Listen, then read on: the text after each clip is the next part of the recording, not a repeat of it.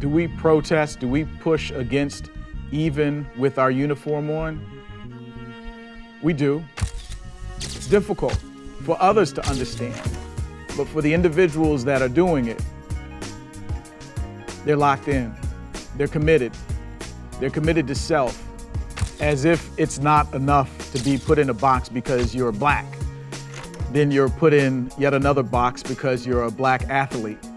What we see are examples of athletes using their platform responsibly so that they're not only paving a way, but making a way for those who come behind. That example is activism.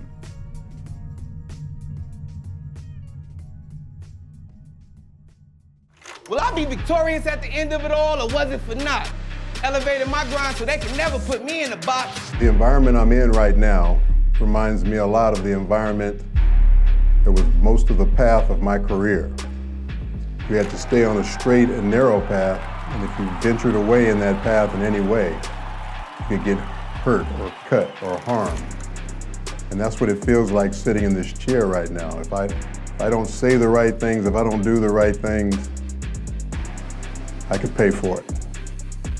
I mean, I even think about Warren Moon. We came out the same year. Warren Moon went to Canada. Could you imagine Warren Moon, Hall of Famer, had to go to Canada? There's nowhere in the world this man should have had to go to Canada. Wins the MVP at the Rose Bowl, championship ball club, and yet you got to go to Canada. These men had to fight to play the position. Being in this box brings back a bunch of memories for me about my experience being in the NFL. I got cut after breaking 2 records and never played again. You would think that a record-breaking player would have a spot on the team. It's not the case for me. And I knew that I was a threat when the 45th President of the United States said that I needed to be fired. Get that son of a bitch off the field right now. Out. He's fired. He's fired! You haven't broken any rules. You haven't broken any laws. There's no reason not to be able to do what you're doing. Those are decisions that each individual owner has to make, and their club, their coaches, their general manager. And I've talked to a lot of our clubs about it, and so I've encouraged them, and I'd love to see them play again. I have family members in the military, so I've seen photos of fallen soldiers, and so we were intentional with the gesture of taking a knee to be respectful to the people who said they were feeling disrespected. When the 45th president of this country called all of these black players SOBs, nobody stood up. I hope it's never too late to stand up. And Eric, the fact that I get a chance to say to you directly, you've done nothing wrong. It was never wrong. The question is this something that I'm willing to stand for? How do I do it within, again, the confines and the parameters of this game? We love this country. This is a great country. But in order for us to keep it great, moving forward, there are things that we're going to have to do.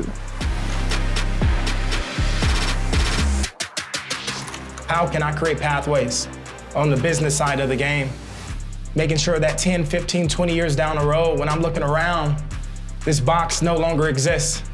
Although there has been progress, and we should absolutely celebrate progress, we are not where we want to be. We are not where we should be. So individuals that look like me can grow up and not feel the box.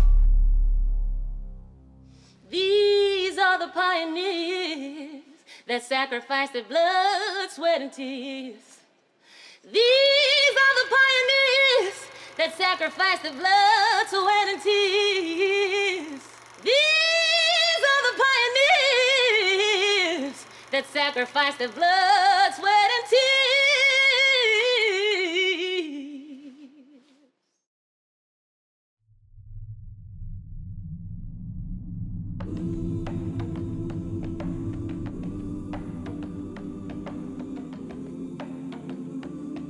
So Stokely Carmichael explained in his 1968 Black Power speech that no man can give me my freedom.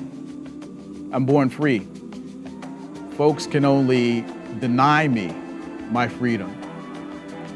We think about 60 years since the passage of the Civil Rights Act, where it's legislated, where it's explained that black folk are free.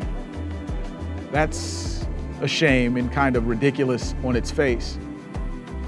As we're in conversation here, as these athletes, but most importantly, these human beings, these people are explaining who they are offering narratives of where they're from, the needless task of explaining their humanity.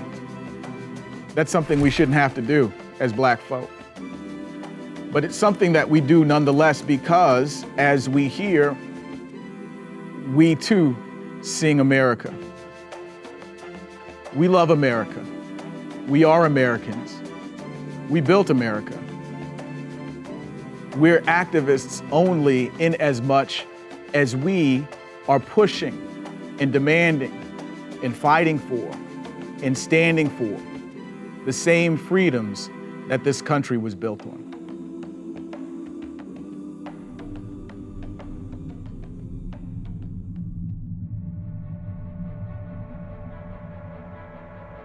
I've been blessed probably more than anybody could ever expect, simply because we played the game of football.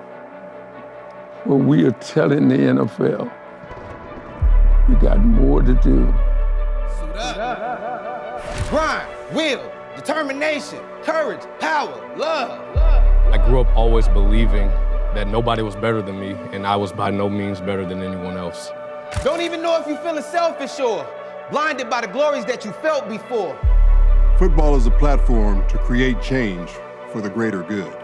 Flashing lights from the crowd exciting me. Trying to lead my men to glory, but the evils they fight in me. I stand on the shoulders of those who came before me. But I still made a way like Fritz, and I ball. To be an activist is to speak the truth. But we're going to push on. We know that what we're doing is right. We've come a long ways.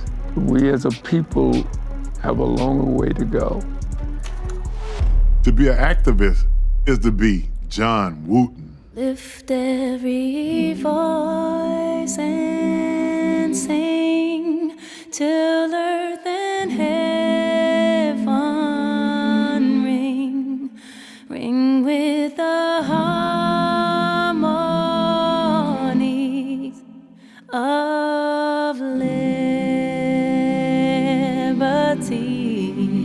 Let our rejoicing rise high as the listening skies. Let it resound loud as the rolling sea.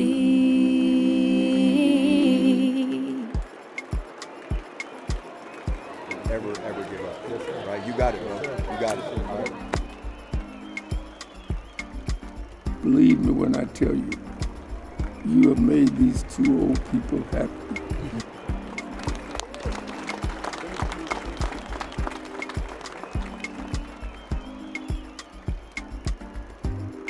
Mr. Wooten is a cut.